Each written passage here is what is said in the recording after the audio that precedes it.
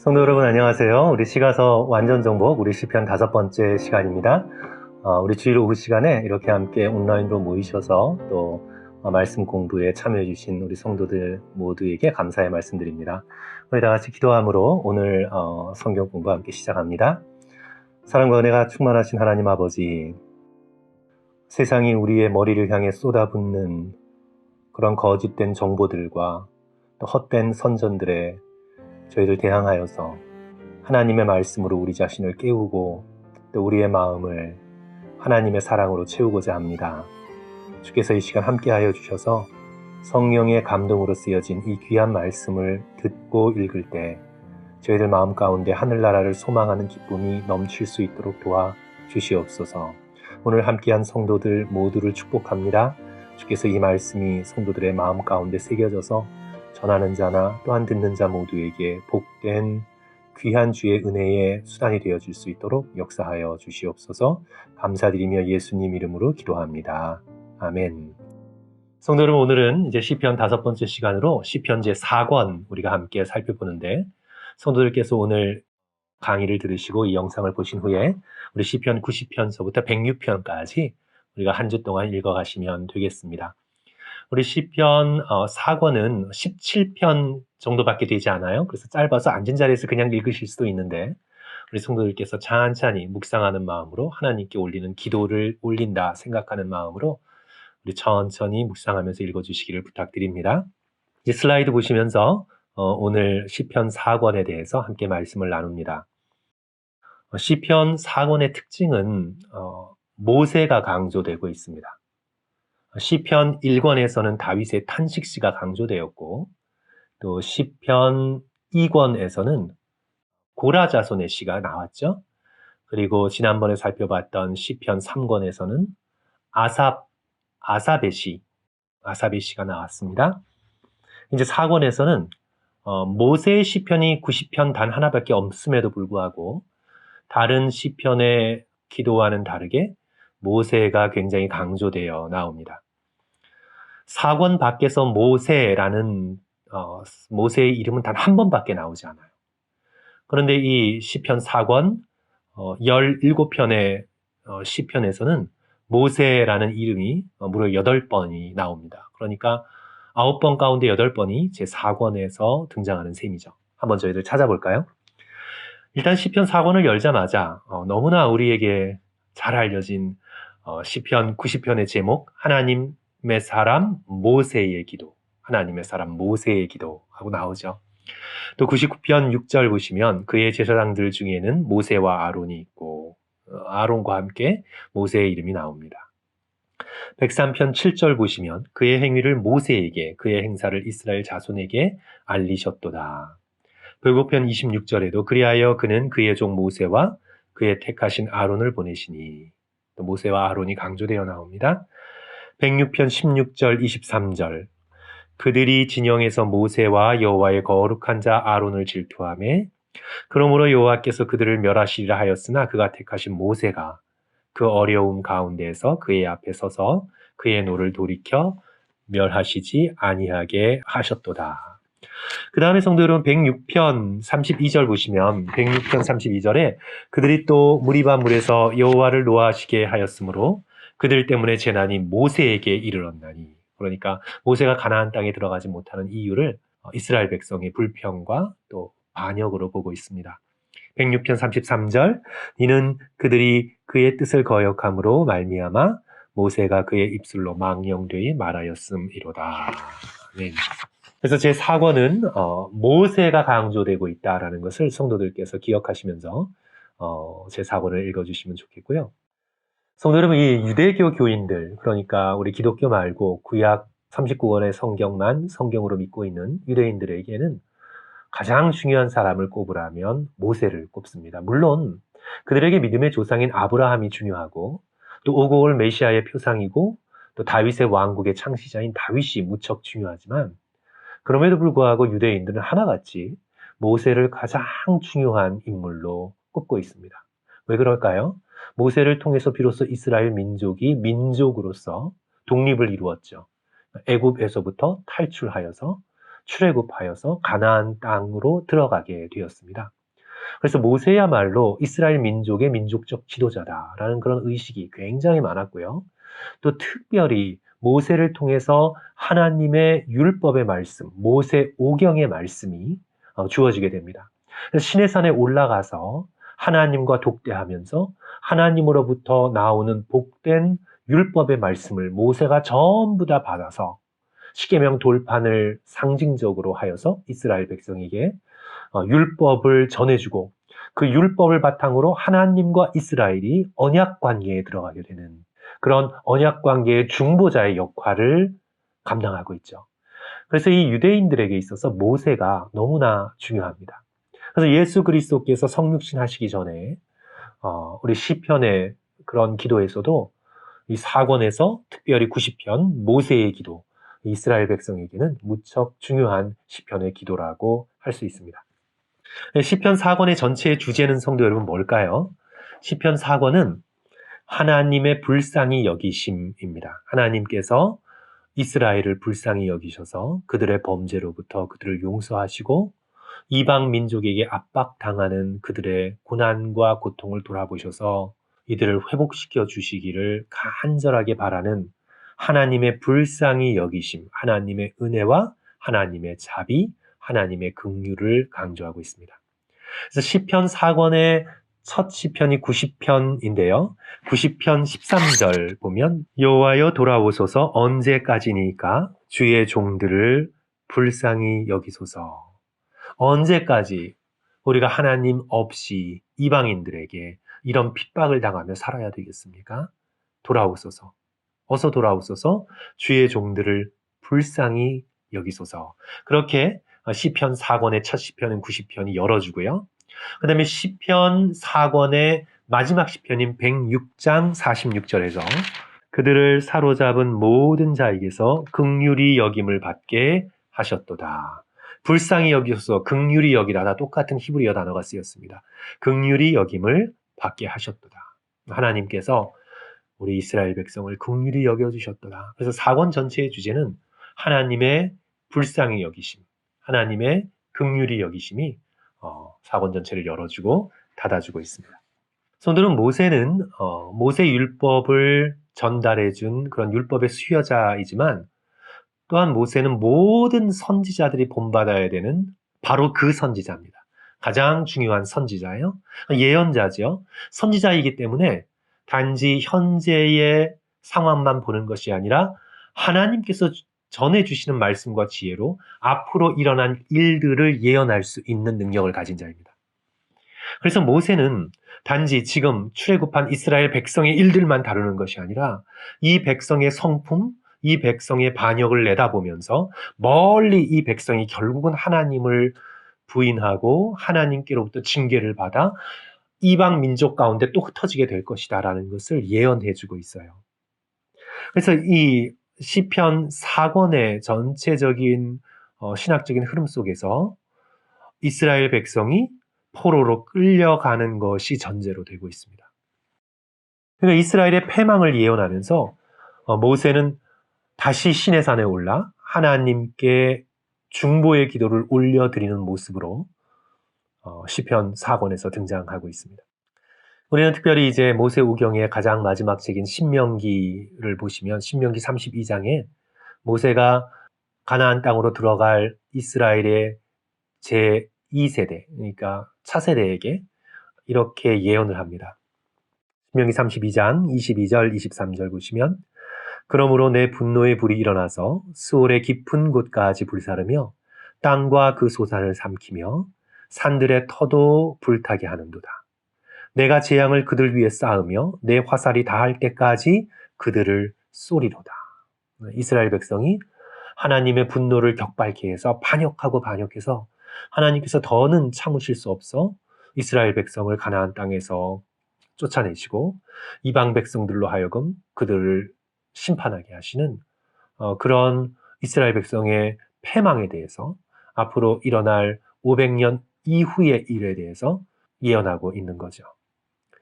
이는 출애굽기 32장에서 모세가 시내산에 올라서 하나님을 바라보며 이스라엘 백성을 살려달라고 중보의 기도를 올리던 것과 그 장면이 겹칩니다. 성도 여러분, 32장 무슨 사건이 있습니까? 출애굽기 32장 황금송아지 사건이죠. 하나님께서 이스라엘 백성을 그 놀라운 기사로 10가지의 재앙으로 애굽을 심판하시고 6월절의 결정적인 사건을 통해서 이스라엘 백성을 출애굽시키셨습니다. 쫓아오는 바로의 군대를 홍해바다에 수장시키시고 홍해를 마른 땅같이 건너게 하는 전무후무한 역사로 그 기적으로 이스라엘 백성을 이끌어내셨습니다. 그리고 그들을 시내산 광야에서 율법으로 하나님의 백성을 삼으시고 이제 그들에게 하나님의 백성답게 살도록 명령하시기 위해서 모세를 시내산으로 불러들이셨는데 모세가 40일 동안 없는 틈을 타서 이스라엘 백성이 뭘 하죠? 아론을 부추겨서 황금 송아지를 만들고 황금 송아지 앞에서 뛰어놀면서 이는 우리를 애굽에서 이끌어낸 우리의 신이라 황금 송아지를 우상 숭배하는 것을 보면서 하나님께서 이제 내가 이 백성과는 도저히 함께 가지 못하겠다. 내가 이 백성을 멸하고 모세, 내가 마음에 드는 모세 너를 통해서 너의 후손으로 새로운 나라를 이루겠다. 할 때 모세가 할렐루야, 아멘, 주여 그렇게 하옵소서, 내 자손들을 통해 하나님의 크신 나라가 이루어지게 하옵소서 하지 않고 그는 결코 자기중심적인 사람이 아니었습니다. 자기 가문만 생각한 사람이 아니었어요. 하나님 앞에 나서서 이스라엘 백성의 이스라엘 백성이 멸망당하지 않도록 그 멸망하기로 한 하나님의 계획을 돌이키도록 하나님께 감히 도전적으로 나아가 하나님 앞에 중보하는 그런 모세의 모습을 보지 않습니까? 우리에게 잘 알려져 있듯이 제 이름을 생명책에 지워주시옵소서. 자기의 영혼을 걸고 이스라엘 백성을 멸망시키지 말아달라고 하나님 앞에서 중보하는 이 모습이 성도 여러분 누구를 닮았습니까? 예수 그리스도를 닮았습니다. 골고다 언덕에 오르셔서 예수 그리스도의 온전한 의로움과 완벽하심에 기대어 당신 자신이 지옥으로 떨어지는 저주받은 존재가 되고 하나님의 택하신 백성, 믿음의 백성들을 구원하시는 예수 그리스도의 중보 사역과 너무나 겹치지요. 그래서 우리는 이 시편 90편 그리고 4권에 등장하고 있는 모세의 역할을 바라보면서 우리는 바로 십자가의 구속을 이루신 예수 그리스도를 바라보게 됩니다. 그래서 이제 이 시편 90편, 시편 4권을 여는 이 90편은 사실상 모세가 시내산에서 이스라엘의 멸망을 내다보면서 하나님을 바라보고 중보 기도를 하는, 어쩌면 느보산일 수도 있고요. 그런 배경 속에서 중보자 모세의 이미지가 굉장히 겹치게 되는 것을 보게 됩니다. 이제 시편 4권의 신학적 흐름은 어떤 것일까요? 시편 전체의 전반적인 흐름과 맥을 같이 합니다. 탄식으로 시작했지만 찬양으로 끝납니다. 이것이 성도 여러분, 우리가 시편을 시작하면서 함께 나누었던 시편의 흐름이죠. 제1권에서 다윗의 탄식시가 쏟아져 나오지만 시편의 마지막 책인 제5권에서는 하나님을 향한 찬양과 할렐루야의 노랫소리가 마지막 결론을 형성합니다. 탄식에서 시작해서 어떻게 찬양으로 이끌어갈 수가 있는가? 우리가 지난 주일날 시편 3권을 살펴보면서도 73편을 살펴보면서도 어떻게 탄식과 의심과 절망으로 시작했다가 하나님을 향한 신뢰와 감사와 찬양으로 끝날 수 있는가? 시편 4권도 똑같은 신학적인 주제가 등장합니다. 시편 90편에서 모세가 탄식하지요. 90편 13절 아까 읽어드렸는데 여호와여 돌아오소서 언제까지입니까? 주의 종들을 불쌍히 여기소서. 언제까지입니까 주여? 언제까지 우리의 죄에 빠져서 사망의 골짜기에서 이토록 고통당해야 됩니까? 불쌍히 여기소서. 시편 마지막 106편, 4권의 마지막인 106편이 찬양으로 끝나죠. 106편 47절, 48절 여호와 우리 하나님이여 우리를 구원하사 여러 나라로부터 모으시고 우리가 주의 거룩하신 이름을 감사하며 주의 영예를 찬양하게 하소서. 여호와 이스라엘의 하나님을 영원부터 영원까지 찬양할지어다. 모든 백성들아 아멘 할지어다. 할렐루야. 탄식으로 시작했지만 찬양으로 끝나고 고통으로 시작했지만 기쁨과 즐거움으로 끝납니다. 이것이 믿음의 백성의 삶의 결론입니다. 성도 여러분, 이 시편의 다윗의 고난도 그렇고 또 아삽의 지난주에 살펴봤던 아삽의 시험도 그렇고 우리 믿음의 백성은 이 땅 가운데서 살면서 고난을 당하고 고통의 숙제를 겪어나가지만 반드시 그 끝은 하나님을 향한 더할 수 없는 기쁨과 찬양과 즐거움으로 끝나게 될 겁니다. 그래서 믿음의 백성의 삶은 갈수록 좋아집니다. 그런데 하나님을 모르는 자들은요, 지금 이 순간은 잠깐 좋을 수도 있어요.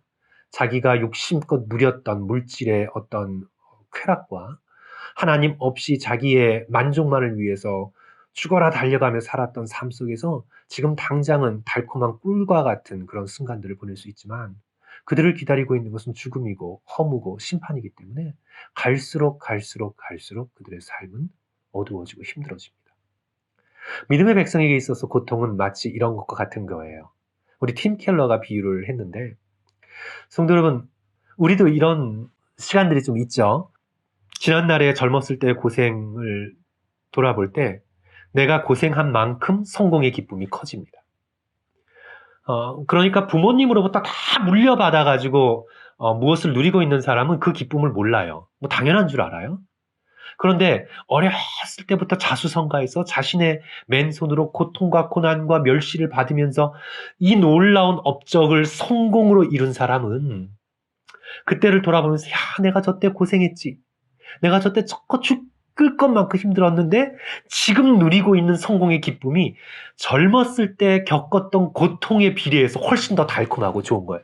완벽한 비유는 아니지만 우리가 천국에 갔을 때 누리게 되는 기쁨이 그와 같은 거예요.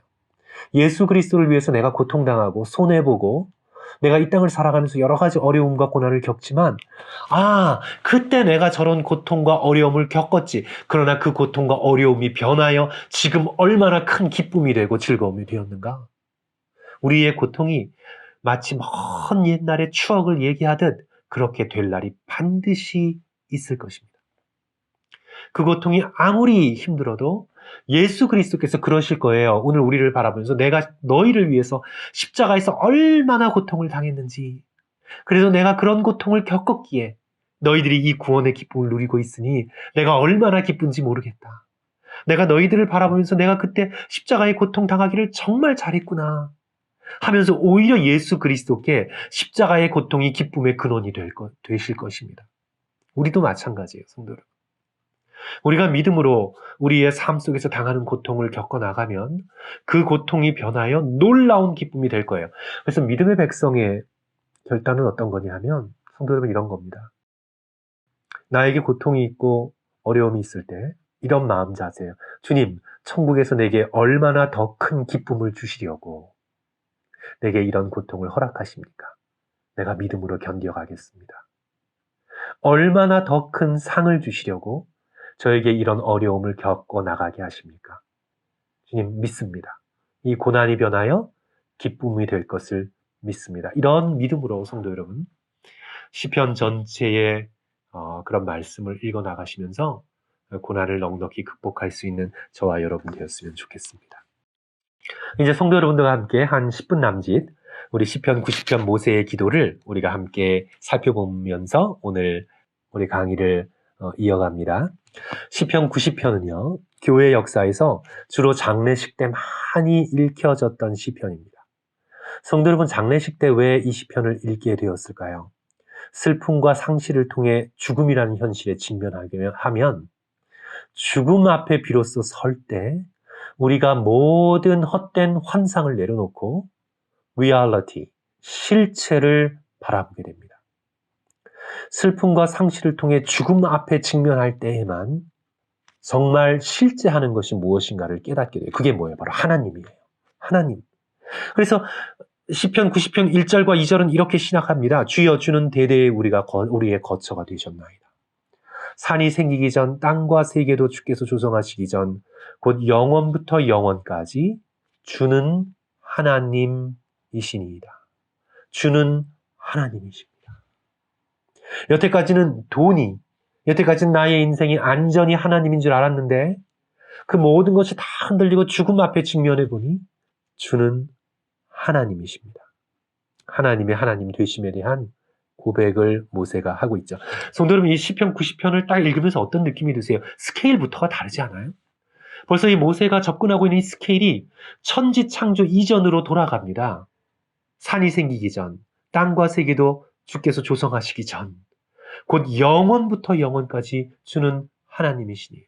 전통적으로 창세기, 출애굽기, 레위기, 민수기, 신명기, 모세 오경을 모세가 적었다고 알려져 있죠.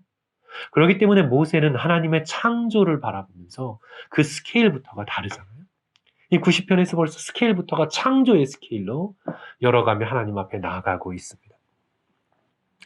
하나님의 하나님 되심에 비해서 우리 인생이 얼마나 무상하고 우리 인생이 얼마나 보잘것없는지 깨닫게 됩니다. 인생의 무상함과 하나님의 진노에 대하여 모세가 노래합니다. 성도 여러분, 이 시편 90편을 읽어가시면서 이제 죽음이 자연적인 것이 아니라 하나님의 심판임을 깨닫게 돼요. 무슨 뜻이냐면 하나님을 모르는 사람은 죽음은 자연의 일부라고 생각을 해요. 그래서 자연주의자들은 죽음을 어떤 식으로 받아들이냐면 자연이 죽게 되어 있는데 우리도 자연의 일부니까 자연스럽게 죽음을 받아들인다. 그게 자연의 섭리다라고 얘기를 하거든요. 그러니까 죽음이 자연의 섭리의 일부분이다 얘기를 하는 거예요. 근데 성도 여러분, 성경은 그렇게 보고 있지 않아요. 죽음은 자연스러운 게 아니라 죽음은 굉장히 부자연스러운 거예요. 왜냐하면 하나님께서 인간을 창조하실 때 하나님의 형상대로 만드시고 인간을 영원을 살도록 만드셨어요. 그래서 죽음은 인간에게 부자연스러운 거예요. 원래 우리는 영원히 살도록 창조되어서 하나님께서 우리의 마음속에 영원을 사모하는 마음을 주셨어요. 그래서 우리는 죽음을 바라보면서 죽음을 싫어하고 죽음을 미워하고 죽음에 대해서 두려움을 느껴야 되는 거예요. 왜냐하면 죽음은 우리에게 자연스러운 게 아니에요. 우리는 영원히 살도록 창조된 존재입니다. 그런데 왜 우리가 죽게 되었을까요? 우리의 죄 때문이죠. 하나님의 진노 때문입니다. 하나님을 반역하고 하나님을 등지고 살아나간 인간의 죄에 대한 하나님의 진노여 심판의 결과 죽음이 온 것입니다. 내가 정녕 죽게 되리라. 그래서 이 모세의 시편 90편 3절에서 이렇게 말하고 있습니다. 주께서 사람을 티끌로 돌아가게 하시고 말씀하시기를 너희 인생은 돌아가라 하셨사오니. 티끌로 돌아가게 된 것은 하나님의 진노 때문입니다. 창세기 3장 19절을 그대로 가리키고 있어요. 너는 흙이니 흙으로 돌아갈 것이니라. 영이 하나님 앞에 죽어버렸기 때문에 원래 영은 영원히 살게 돼 있는데 범죄로 인해서 죽어버렸기 때문에 너는 돌아갈 것이라. 흙으로 돌아갈 것이라. 그래서 인생의 무상함을 시편 90편 4절, 5절, 6절에서 여러 가지 비유를 통해서 말씀하고 있습니다. 1000년이 지나간 어제 같아요. 1000년이 밤의 한순간 같아요. 그렇다면 1000년도 못 사는 인간, 기껏해야 100년, 70년, 80년 사는 인간은요, 그 삶은 잠깐 자는 잠 같고 아침에 돋는 풀 같아요. 하나님의 심판 때문이죠. 7절, 8절, 9절에서 이렇게 탄식합니다. 우리는 주의 노에 소멸되며 주의 분내심에 놀라나이다. 주께서 우리의 죄악을 주의 앞에 놓으시며 우리의 은밀한 죄를 주의 얼굴빛 가운데에 두셨사오니 우리의 모든 날이 주의 분노 중에 지나가며 우리의 평생이 순식간에 다하였나이다. 성도 여러분, 삶이 얼마나 짧습니까? 삶이 정말 짧습니다. 지금같이 시간이 흐르면요, 성도 여러분, 우리는 정말 잠깐 있다가 죽음 앞에 서게 될 겁니다. 1월 시작한 지 엊그제인데 벌써 4월이잖아요. 너무나 빠릅니다. 금세입니다. 잠깐 자는 잠과 같습니다. 그렇다면 우리가 어떻게 이 화살보다도 빠른 인생을 살아가며 지혜의 마음을 얻을 수가 있을까요? 두 가지입니다. 인생이 짧고 유한하다는 사실을 깨달을 때 우리는 지혜의 마음을 얻습니다. 내가 사는 인생이 영원한 것이 아니에요. 이 땅에 이런 모습으로 사는 인생이 짧고 유한하다는 사실을 깨달을 때 우리는 지혜의 마음을 얻게 됩니다. 12절, 우리에게 우리의 날 계수함을 가르치사 우리의 날을 카운트, 넘버링 하는 것을 가르치사 지혜로운 마음을 얻게 하소서. 우리는 날마다 죽음을 연습할 때에만 지혜로운 마음을 얻을 수 있습니다. 왜냐하면 영원한 것이 무엇인가를 생각하게 되기 때문이죠. 우리가 우리의 삶을 카운트하지 않으면 내가 유한하다는 존재라는 것을 깨닫지 못하면 돈이 영원한 것 같아요. 욕심이 영원한 것 같아요. 아니에요? 믿음과 소망과 사랑, 고린도전서 13장 보면 믿음, 소망, 사랑은 영원할 것이에요. 그러므로 지혜의 마음은 죽음 앞에 서서 영원하지 않은 쓸데없는 것들을 내려놓고 영원한 것을 붙들기 위해서 살아가는 삶이 지혜죠.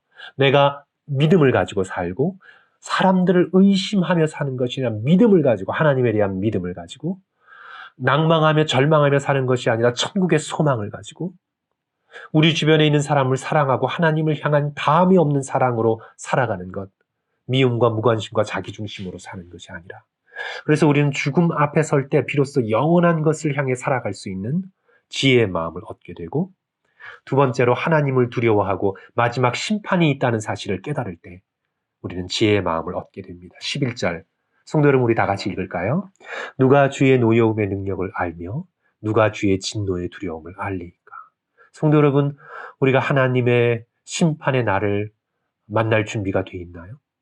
우리를 위해서 십자가에 죽으신 예수 그리스도의 사랑을 붙잡지 않고는 우리가 어떻게 그날 설 수가 있을까요?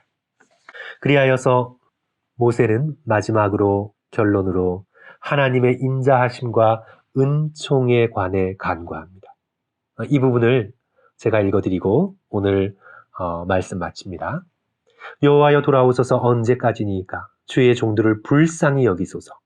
아침에 주의 인자하심이 우리를 만족하게 하사 우리를 일생 동안 즐겁고 기쁘게 하소서.